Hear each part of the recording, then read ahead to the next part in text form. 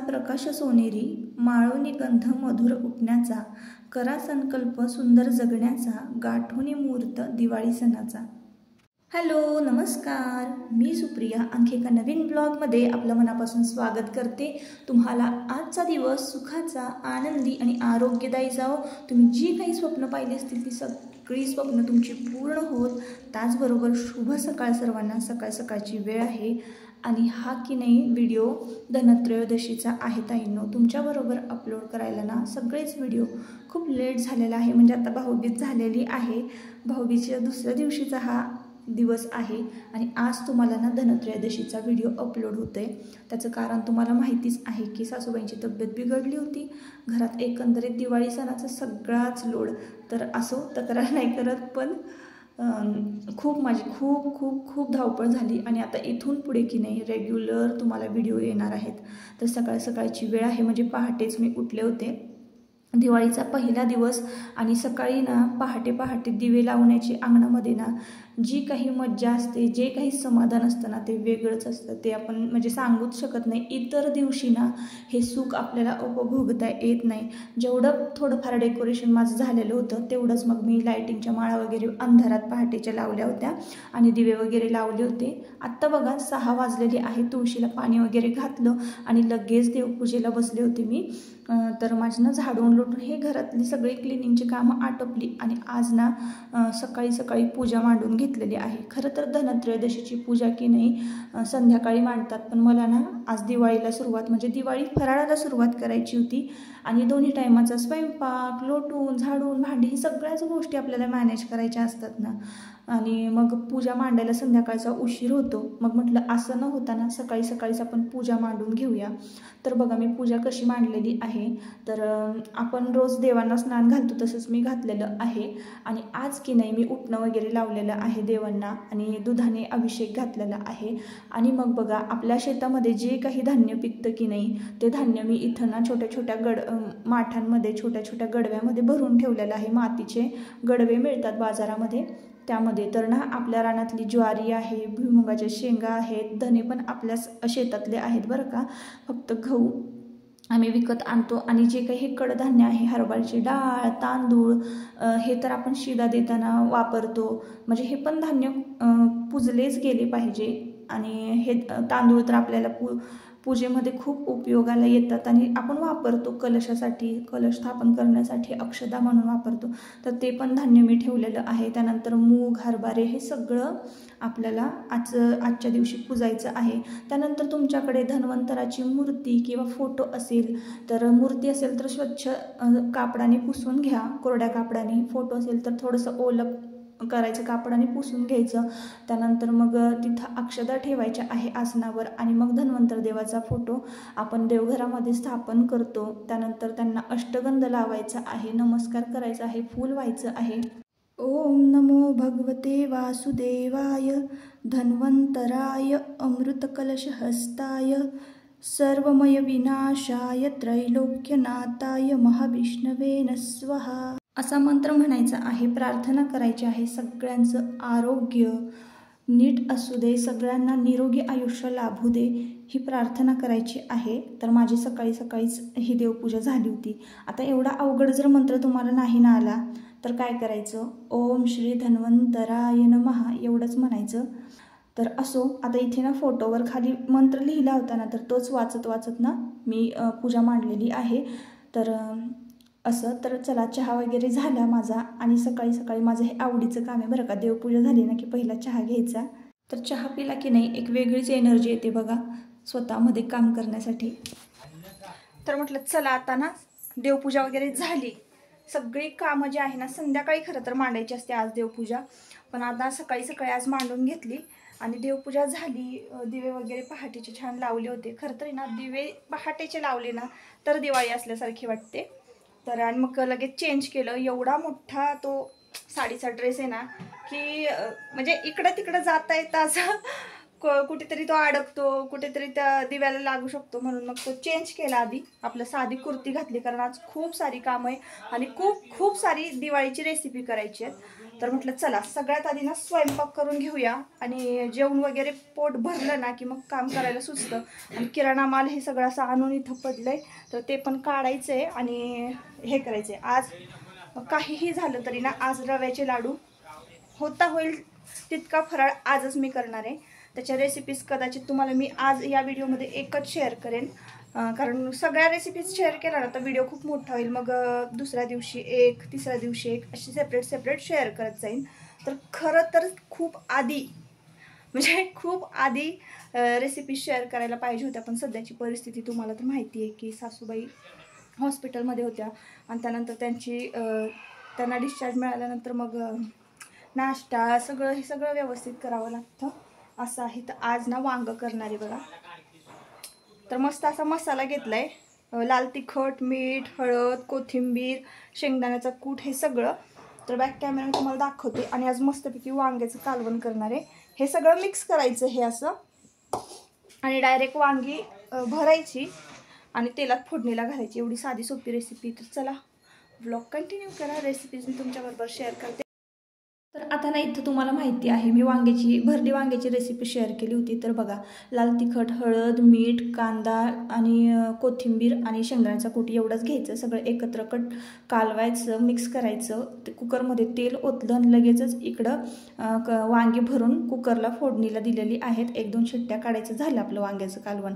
लगेच एका बाजूला भात घातला शिजायला आणि भाकरी टाकून घेतल्या. तर तुमच्या दादाने खूप सारं काम केलं, गार्डनचं क्लिनिंग केलं, झाडं वगैरे तोडून घेतली बरं का. तर तिथं फुलं माझ्यासाठी आणून ठेवली होती त्यांनी. आणि म्हणजे म्हणतो ना आपण, एखादं काम करायला घेतलं ना की तिसरंच काम लागतं आपल्याला, म्हणजे एक एक्स्ट्राचं काम वाढतं. तर झालं असं की मला आज फराळ करायचं होतं आणि लोणीसुद्धा काढलेलं नव्हतं घरामध्ये. म्हणजे तूप कमी पडायला नको. दिवाळ फराळ जर करायचं असेल ना आपल्याला तर तुपाचीच गरज लागते. मग मी आदल्या रात्री की नाही हे लोण्याचे तांबे बाहेर काढून ठेवले होते. आता मागच्या आठवड्यामध्ये कसं झालं, दररोज मला ना टिफिन द्यावा लागायचा हॉस्पिटलला, आणि अशा म्हणजे सिच्युएशनमध्ये, आणि घरामधलं आपलं एखादं माणूस आजारी असेल ना तर सगळं लक्ष तिकडंच असतं आपलं. तर त्यामध्ये ना दह्याचे तांबे हलवायचे राहिले होते लोण्याचे. तर ते आज मी हलवून घेणार आहे. आणि तुमचे दादा बघा परत पाणी प्यायला वर आले आणि खाली गेले लगेच. तर झाडी वगैरे कटिंग केलेली आहे बऱ्यापैकी. खूप अडचण झाली होती गार्डनमध्ये आणि आम्हाला तर वेळच नव्हता. आता 2-3 दिवस तुमच्या दादांची पण तब्येत जरा बरी आहे ना, तर लगेचच कामाला सुरुवात केलेली आहे त्यांनी. आणि आयुषला पण सुट्टी आहे ना, तर आज किल्ला करायचं ठरवलेलं आहे. तर हे ना मागच्या आठवड्यातच सगळी ही कामं करायला पाहिजे होती आम्ही, गार्डनचं कटिंग म्हणा किंवा किल्ला वगैरे म्हणा. तर पण आता तुम्हाला तर सिच्युएशन माहिती आहे, म्हणून मग आजच्या दिवशी, म्हणजे आज आहे धनत्रयोदशी, तर आजच्या दिवशीच हे काम करायचं ठरवलेलं आहे. आणि इकडं बघा, तर पिल्लू सगळ्यांकडे बघतं, काहीच काम करत नाही, पण त्याला एक्साइटमेंट खूप असते. आता त्याला कळायला लागलेलं आहे दिवाळी म्हणजे काय, किल्ला म्हणजे काय, फराळ म्हणजे काय. तर आपण जर केलं ना तरच पुढच्या पिढीला कळणार आहे. हे मी तुम्हाला नेहमी ब्लॉगमध्ये सांगत असते, बोलत असते. तर असं, तर चला मी आता इथं लोणी हलवून घेते. तर ना हे ब्लेंडर जर तुम्हाला हवं असेल ना तर मी डिस्क्रिप्शनमध्ये लिंक देते आणि कम्युनिटी पोस्टसुद्धा करते. तर तुम्हाला याची लिंक मिळेल. काय 400-450च्या आसपास हे ब्लेंडर मला मिळालं. आणि बाजारपेठेमध्ये मी याची किंमत विचारली तर मी ननंदबाईंना, म्हणजे त्यांनी घेतलं बरं का, त्यांना तर आम्ही दोघे गेलो होतो ना खरेदीला, तेव्हा त्यांना 1300 रुपयाला हे ब्लेंडर मिळालं होतं. म्हणजे बाहेर त्याची किंमत खूप आहे आणि त्या मानाने की नाही हे खूप छान चालतं. अगदी 5-6 वर्ष झाले मी वापरते बरं का. तर म्हणजे एकदम क्वालिटी छान आहे, एकदासुद्धा हे बिघडलं नाही आहे. तर इतकं मस्त हे ब्लेंडर आहे. आणि यांनीच मी लोणी हलवते बरं का. तुम्हाला जर लोणी हलवताना मिक्सरमध्ये तुम्ही हलवत असाल किंवा वेगवेगळी पद्धत आहे बघा लोणी हलवण्याची, लोणी फेटण्याची, तर तुम्हाला हे ब्लेंडर ना एकदम मस्त आहे. तुम्ही जर रवीने हलवत असाल तर आपलं हे हात वगैरे दुखत नाही, काय नाही. आपलं बटन दाबलं, फिरवलं की आपोआप लोण्याचा गोळा बाजूला होतो. म्हणजे असं तरंगायला लागतं लोणी आणि मग गोळा तयार करायचा. आपण असं ताक एका बाजूला काढून. तर इतकं सोपं आहे लोणी कडवणं. पण एवढे सोपं असून सुद्धा बघा एवढा सुद्धा वेळ नव्हता माझ्याकडे मागच्या आठवड्यामध्ये बरं का. आता बघा किती मोठा असा लोण्याचा गोळा निघालेला आहे. लगेचच मी तो कडवायला ठेवला आणि इकडं थोडंसं माझं शूट चाललं होतं, घरात आणि बाहेर असं चाललं होतं. तर तुमच्या दादांनी ना गार्डनचं म्हणजे काम करून, गार्डन झाडं वगैरे कटिंग करून लगेचच इकडं किल्ला करायला घेतला होता. आता आयुष तर थोडंफार मदत करत होता, पण देवांश तर फक्त बघत होता. असं चाललं होतं. आणि इकडे बघा लोणी लगेच कडवायला घेतलेलं आहे. भांडी पण खूप सारी माझी घासायची राहिली होती.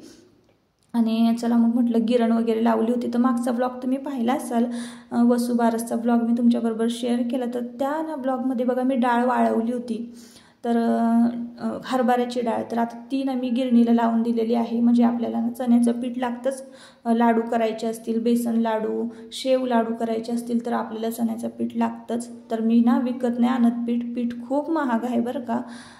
मला तर वाटतं 85 रुपयाचं अर्धा किलो पीठ आहे आशीर्वाद आट्याचं. तर म्हटलं बापरे, एवढं 85 रुपयाची डाळ आणली 1 किलो, तर पीठ किती पडतं. मग तसंच केलं, मी गिरणीला पीठ लावून दिलेलं आहे. आणि इकडं बघा किल्ल्यावर कलर वगैरे टाकलेला आहे. हिरवा कलर मिळाला नाही तर लाल कलर टाकला आहे. असं काहीतरी उद्योग त्यांचे चालले होते. माझं इकडं घरामध्ये काम चाललं होतं. तर इथं ना वांगं वगैरे झालं बरं का. सगळ्यांना जेवायला वाढलं, जेवणं वगैरे झाली आणि कट्टा स्वच्छ करून घेतला. आता कट्टा भांडी घासायला मला वेळच नाही, कारण एक आजीबाई येणार होत्या ना मला मदत करायला शेजारच्या. तर मला कसं, आता मी पहिल्यांदाच शेवचे लाडू घरी करते आणि आयुषला खूप आवडतात. तर सुरुवात म्हटलं चला शेवच्या लाडूपासूनच करूया. तर मी गिरणीला डाळ दळायला लावली होती. 1 किलो डाळ बरोबर लावली होती. तर 1 किलोच मी हे पीठ घेतलेलं आहे. 1 किलो डाळीचं पीठ आहे बरं का हे. पिठाचं वजन नाही मोजलेलं. 1 किलो डाळ त्याचं पीठ दळून घेतलेलं आहे. आणि त्यामध्ये ना थोडंसं मीठ घालायचं आणि लगेचच थोडासा सोडा घालायचा आहे. म्हणजे अर्धा चमचा सोडा घाला तुम्ही पोह्याचा आणि छान मिक्स करून घ्यायचं सोडा आणि पीठ. आणि मग नंतर ना आपण गव्हाचं पीठ मळतो ना त्याच पद्धतीनं पाणी घालून आपल्याला बेसन पीठ मळून घ्यायचं आहे. आणि पीठ असं बघा थोडंसं चिकट होतं मळताना, थोडंसं म्हणजे अवघड जातं, असं गव्हाच्या पिठासारखं नसतं. पण तरीसुद्धा ना कन्सिस्टन्सी जास्त पातळ नसावी बरं का त्याची, थोडंसं घट्टसरच असावं, जेणेकरून आपल्याला व्यवस्थित त्याची शेव पाडता येईल. अशा पद्धतीनं आपल्याला हे पीठ मळून घ्यायचं आहे. आता हे पीठ मळून झालं ना, जास्त वेळ भिजवायचं नाही, 5-10 मिनटं फक्त भिजवायचं आणि लगेचच आपल्याला शेव पाडायला घ्यायची आहे. आता आजी येत होत्या ना, तर म्हटलं चला तेल वगैरे तापवून घेऊया, म्हणजे आल्या की लगेचच ते आपल्याला शेव पाडू लागणार आहेत आणि पाक वगैरे करून देतील. तर कसं आहे ना, ह्या आजींकडं भरपूर ऑर्डर असतात दिवाळी फराळाच्या बरं का. त्यांची चकली वगैरे ना भरपूर विकली जाते, एकदम चवदार असते. आणि ह्या की नाही कुरवड्या पण 1 नंबर करतात बरं का ताईंनो, माझ्यावर विश्वास ठेवा. इतकी छान त्यांची कुरवडी असते ना, मी तुम्हाला कधीतरी तळून दाखवेन. तर ना त्या 350 रुपये किलोनी कुरवडी विकतात. तर तुम्हाला जर घ्यायची असेल का नाही, तर तुम्ही मी दिलेल्या व्हॉट्सअप क्रमांकावर ऑर्डर म्हणजे तुमची बुक करा. मी तुम्हाला कम्युनिटी पोस्ट करणार आहे, तिथं माझा व्हॉट्सअप नंबर देते. आणि तुमची म्हणजे ऑर्डर बुक झाल्यानंतर या आजींकडनं मी ऑर्डर घेणार आणि तुमच्यापर्यंत पोहोचवणार आहे. कारण मला असं वाटतं की आजींचा फायदा पण व्हावा आणि कसं आहे की त्यांना पण 4 पैसे मिळतील आणि तुम्हाला पण त्यांच्या कुरवडीची चव चाखता येईल. कारण 1 नंबर आमच्या एवढ्या भागामध्ये की नाही, खरंच मी इतकी भारी कुरवडी बघितली नाही. इतकी छान फुलते ना, पांढरी शुभ्र आणि एकदम बारीक तारेची कुरवडी असते. तर मी तुम्हाला कधीतरी तळून दाखवेन. तुम्हाला जर हवी असेल ना, तर 350 रुपये किलोनी तुम्हाला त्यांची कुरवडी मिळेल. शिपिंग चार्जेस जे आहेत ते तुम्हाला तुमचे पे करावे लागतील. तर असो, तर आजींनी बघा किती छान अशी मस्त शेव पाडली होती. एक्सपर्ट आहेत आजी आणि आजी ना स्वयंपाकाचं काम करतात. म्हणजे तुम्हाला माहिती आहे की कुकिंगचा जॉब करतात ते जाऊन दुसऱ्याच्या घरी. तर असं आहे. आणि त्यांचं वय 70 असून सुद्धा बघा ना त्या किती काम करतात, मला तर नवलच वाटतं. तर त्यांनी पाक वगैरे करून घेतला. आता तुम्हाला सांगते, 2 ग्लास आहे ना, 2 ग्लास भरून पाणी घेतलं होतं आणि साखर खूप कमी घेतली होती. तुम्ही कमी जास्त करू शकता तुमच्या आवडीप्रमाणे साखरेचं प्रमाण. तर मी आता 1 किलो पीठ होतं ना, अर्धा किलो साखर घेतली होती. खूप कमी गोड हवे होते आम्हाला लाडू. आणि जरा सारण पातळ झालं होतं म्हणून आम्ही झाकून ठेवले. आणि नंतर मग मी हलवून ते फुगलं ती शेव बरं का. आणि लाडू वळून घेतले. इतके सुंदर लाडू झालेले आहेत ना, मी तुम्हाला फोडून सुद्धा दाखवेन, पण आता पुढच्या ब्लॉगमध्ये. तर आता ना लाडू तसेच भरून ठेवलेले आहेत आणि ना संध्याकाळची वेळ झाली की नाही माझी ते दिवाळी फराळ केला की नाही भरपूर बघा पसारा झालेला असतो कट्ट्यावर. भांडे वगैरे घासून घेतले आणि आता ना यमदीपदान करायचं असतं आज. तर यमदीपदान कसं करायचं, त्यासाठी कणिक कशी मळायची, तर फक्त हळद घालून कणिक मळायची असते आणि आजूबाजूला ना 2 कणकेचे उंडेसुद्धा ठेवायचे असतात, म्हणजे बळी असतात ते असं म्हणतात. हळदी कुंकू लावायचं, खाली तांदळाचं आसन द्यायचं आणि त्यावर दिवा ठेवायचा. शक्य असलं तर तुम्ही त्याच्या खाली विड्याचं पानसुद्धा ठेवू शकता. तेल घालायचं, वात घालायची, नमस्कार करायचा, यमाला प्रार्थना करायची की घरामध्ये सगळ्यांना आरोग्य लाभू दे आणि म्हणजे अकाली कुणाचाही आपल्या घरामध्ये मृत्यू होऊ नये यासाठी आज ना यमदीपदान केलं जातं. आणि आज की नाही संध्याकाळपर्यंत मी कंदील वगैरे पण लावला होता, दिवे वगैरे लावले. तर असा होता आजचा दिवस, असा होता आजचा ब्लॉग. तर पुन्हा भेटूया आपण नवीन एका ब्लॉगमध्ये. तोपर्यंत स्वतःची काळजी घ्या, मजेत राहा आणि दिवाळी सणाच्या तुम्हाला खूप साऱ्या शुभेच्छा. चला, बाय बाय.